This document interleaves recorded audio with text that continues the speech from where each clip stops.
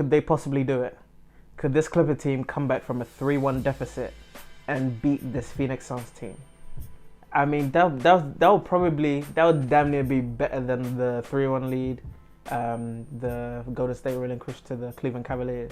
Because what the Clippers have done this whole postseason, in my opinion, any other team they would have been out of the playoffs. But welcome back to yet another episode of Ball Don't Lie with your host, Humphrey. I was actually looking to film yesterday, but the Euros was on, and I'm sorry, there was no way. If you actually saw the games last night, France, Switzerland, and also Spain, Croatia, there's no way I was gonna film. Obviously, I had to get the hair done as well. You know, these corns are rowing right now. You know what I mean? But yeah, on this episode, we'll be talking about the Western Conference and Eastern Conference Finals. The games have been exciting. You know what I mean? They've been late, but I've stayed up for them, and they've been exciting. We're gonna touch on the Clippers, how some way, somehow they're still in this series.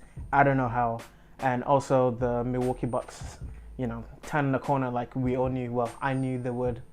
And, you know, go 2-1 up against the Hawks going into Game 4. But we'll start off with the Western Conference Finals and the Phoenix Suns, the Clippers. This Clippers team, like I was saying, there's no way they should be in this series. And as the games keep going, I have a feeling they might end up...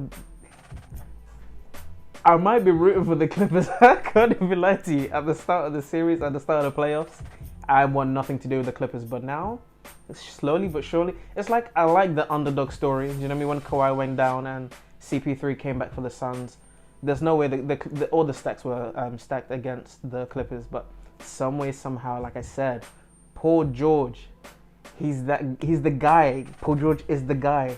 You know what I mean? All this whole clowning playoff P thing. I'm telling you, the internet could literally portray a player to be something that they're not. And Paul George, he's not like these other mediocre players that people try to put him in the bracket with. He's a special talent. His game is smooth like butter. Do you know what I mean? I love his game, and I've been saying this for a minute now. But as the series keep going on, I see the Clippers winning this in 7. I know. I see the Clippers winning this in 7. But Chris Paul cannot let this happen. Chris Paul cannot let this happen. This is probably his best chance to make the finals since 2018, but he blew his hamstring in, I think it was game 6 or 7. But this time round, he has to take this team to the finals. But Paul George, what he's been doing, they faced an elimination game last night in game 5, in game 5, going back to the Suns, and he dropped 41 points, 13 rebounds on 70% field goal. That's insane. And he's been really up and down with his field goal percentage and stuff like that. He just haven't been accurate and stuff like that. But he's ridiculous. The level he's playing at right now is ridiculous. And I also want to give credit to Ty Lue, the Clippers coach. He's been insane. I really like his in-game adjustments, his game by game adjustments. He's a high quality coach. At the start of the season, I had my doubts. But he's been exceptionally, he's been an exceptional coach, and yeah, all credit to him. And as the series keep going on, I see the Clippers winning in 7. Moving on to the Eastern Conference Finals, so we have the Bucks versus the Hawks, and yeah, the game. Remember in game 1 when Trae Young dropped 48 points, in that unexpected win for the Hawks. And since then, obviously, game 2 happened, and yeah, the Bucks literally blew the Hawks out of the building. They literally run them out of town. And in game 3,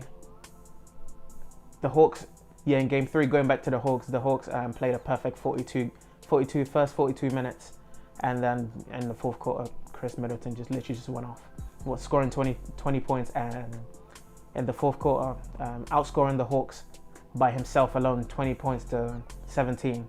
And this is what I keep saying with Chris Middleton. He blows too hot, too cold. He's not consistent enough. You know, they need like a solid, consistent performance, consistently, like frequently.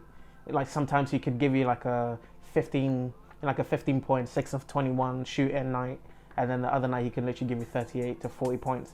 It's like you never really know which Chris Middleton will show up. And some people are saying, you know, he's the first option at the Bucks. And if you're the first option or the number one option, you cannot be inconsistent, especially if your aspirations are to win a title. So we'll see how it goes over there. I think we're going into game 5, which I think, yeah, they're just, no, it's game 4. Yeah, so it's game 4. It's actually game 4's tonight.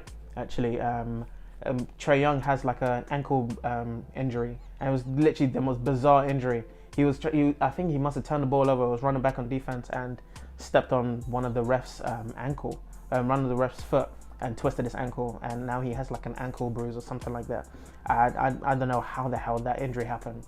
So he's questionable.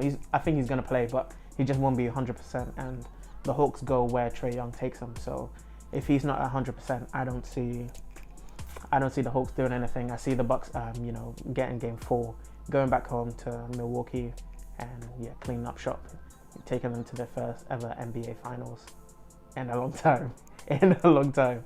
So unfortunately, I don't see the series going too far in the East, but in the West, I see this going 7 games. Hopefully Paul George comes through and actually show people how great of a player he is. Not good, great of a player that he is. But I'm very excited to see how this will shape up. It'll be very exciting to see like a new, team winning, the championship, because I've grown up watching either the Warriors or the Cavs, and the Lakers back in the early 2010s as well. But I really like how it's all shaping up right now. I'll be putting polls on my Instagram on who I think is gonna win, or who do you think is gonna win and stuff like that. I need you guys to vote. Follow me on my socials at BallDontLieUk on Instagram and Twitter. Don't forget to like, share, unsubscribe as well on YouTube. Click that notification bell and to notify you when I next post another video. I appreciate you guys for watching, supporting all the time. Recommend this this channel to a friend. Those who are interested in basketball, let them know, let them join the wave. Have fun with it. And I appreciate you guys for watching, and I'll see you guys in the next one. Most likely be on the weekend. So you guys have a good rest of your week, and I'll see you in the next one. Peace.